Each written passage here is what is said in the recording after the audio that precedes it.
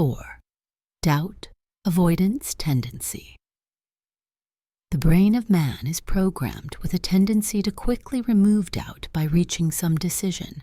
It is easy to see how evolution would make animals, over the eons, drift toward such quick elimination of doubt.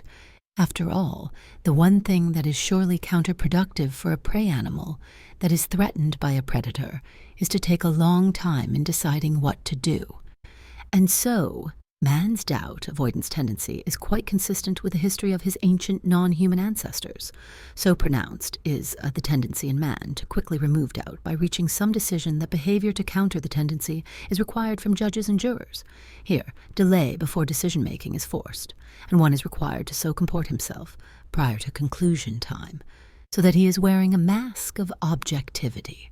And the mask works to help real objectivity along, as we shall see when we next consider man's inconsistency avoidance tendency.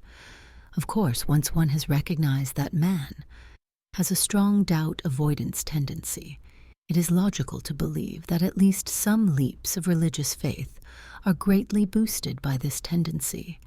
Even if one is satisfied that his own faith comes from revelation, one still must account for the inconsistent faiths of others.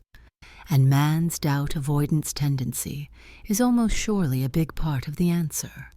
What triggers doubt avoidance tendency? Well, an unthreatened man, thinking of nothing in particular, is not being prompted to remove doubt through rushing to some decision. As we shall see later when we get to social proof tendency and stress influence tendency, what usually triggers doubt avoidance tendency is some combination of 1. Puzzlement, and 2. Stress. And both of these factors naturally occur in facing religious issues. Thus, the natural state of most men is in some form of religion, and this is what we observe.